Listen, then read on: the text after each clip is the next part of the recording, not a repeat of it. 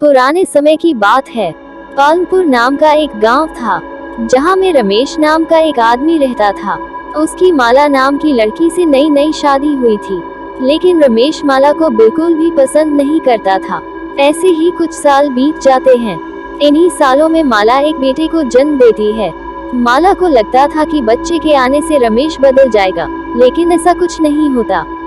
रमेश फिर भी माला को खूब मारता है और बच्चे से भी बिल्कुल प्यार नहीं करता था। रमेश माला को आवाज लगाता है, माला, अरे माला कहाँ मर गई, चल बाहर निकल। जी क्या हुआ? मैं मोनू को सुला रही थी, उसकी तबीयत खराब है ना। तुझे बस मोनू के बहाने आराम करना होता है। चल जल्दी से अब अलमारी से पैसे निकाल कर ला। जी वह तो मोनू की दवाई के पैसे हैं, घर में बस वही पैसे बचे हैं। आप वो पैसे मत लेकर जाओ। तेरी इतनी हिम्मत, मुझसे जुबान लड़ाएगी? बोला ना जाकर पैसे लेकर आ। मैं आपको वह पैसे नहीं दूंगी, चाहे कुछ भी हो जाए। तेरी इतनी हिम्मत, तुझे तो मैं अभी बताता हूँ। देखता हूँ तू मुझे कैसे पैसे नहीं देती। रमेश अंदर जाकर अलमारी खोलता है और पैसे निकालने लगता है। माला उसको रोकने लगती है। रमेश को माला पर इतना गुस्सा आता है, कोने में पड़े एक डंडे को उठाकर माला को पीटने लगता है। माला कहती है, मुझे मत मारो, छोड़ दो मुझे छोड़ दो। आज तो मैं तेरा काम ही खत्म कर दूंगा। वह माला को इतना मारता है कि माला बेहोश हो जाती है। रमेश उसे घर से खींचता हुआ खेत में लेकर जाता है। रास्ते में एक आदमी बोला, अरे रमेश, तुम ये क्या कर रहे हो, पागल हो गए हो क्या? रमेश उसे कहता, अगर तू या कोई भी बीच में बोला तो उसकी भी डंडे से मार मार कर ऐसी हालत कर दूंगा। रमेश माला को खेत में फेंक आता है और गांव का कोई भी व्यक्ति उसे कुछ नहीं कहता।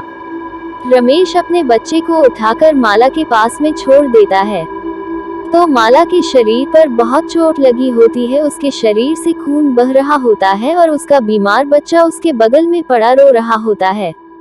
कुछ ही देर में वहां पर खून की खुशबू से चील आकर इकट्ठा हो जाते हैं और वे माला की शरीर को नोच नोच कर खाने लगते हैं और माला मर जाती है।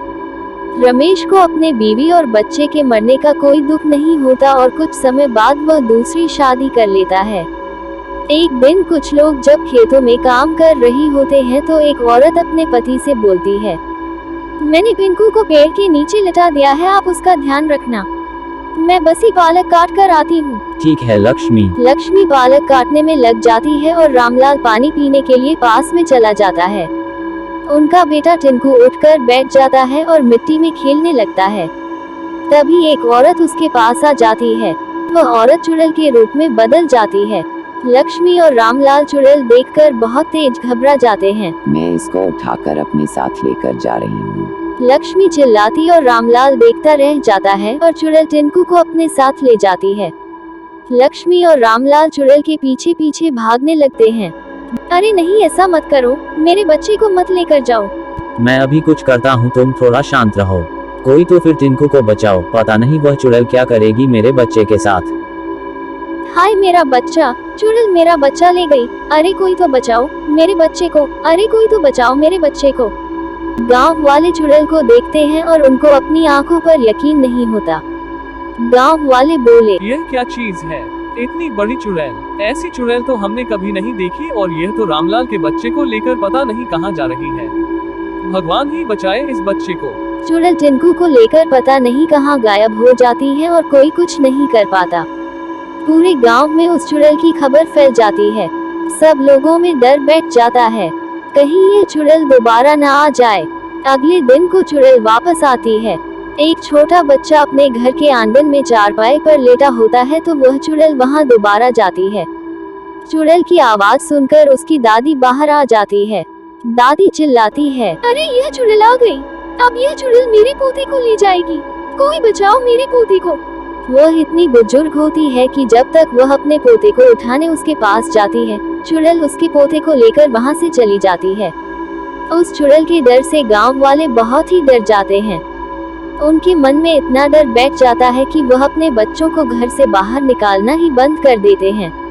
एक दिन रमेश अपनी दूसरी बीवी से उस चुड़ैल के बारे में बात कर रहा होता है। अरे पुष्पा, क्या यह बात सच है कि गांव में की कोई चुड़ैल बच्चों को उठा उठा कर लेकर जा रही है? जी बिल्कुल सच है, न जाने भूत चुड़ैल कितने बच्चों को गांव से उठाकर ले जा चुकी है। हमारा बच्चा भी बस अभी 4 महीने का है। मुझे तो बहुत ही डर लग रहा है कि मैं अपने बच्चे को उस चुड़ैल की नजरों से कैसे बचाऊं। वैसे भी मैंने सुना और चुड़ैल की नजर बहुत तेज है। अरे पुष्पा तुम चिंता मत करो, मैं हूं ना, मेरे होते हुए मेरे बच्चे को कोई चुड़ैल छू भी नहीं सकती। रमेश अपनी बीवी और अपने बच्चे के साथ छत पर बैठा होता है कि अचानक चुड़ैल उसके बच्चे के पास आकर बैठ जाती है। पुष्पा बोलती है कि छोड़ दो मेरे बच्चे को, जाने दो हमें। इस बच्चे का ही तो सबसे ज्यादा इंतजार था मुझे। ये मेरे बच्चे को लेकर जा रही है। छोड़ दो मेरे बच्चे को, भगवान के लिए छोड़ दो इस बच्चे को। इतना दुख दूसरे बच्चे पर तुझे कभी तरस नहीं आया। चुड़ैल उस बच्चे को लेकर वहाँ से चली जाती है। रमेश और पुष्पा रोते चिल्लाते रह जाते। रमेश बोलता है, चाहे कुछ भी हो जाए, मैं अपने बच्चे को कहीं से भी ढूंढ कर लाऊंगा।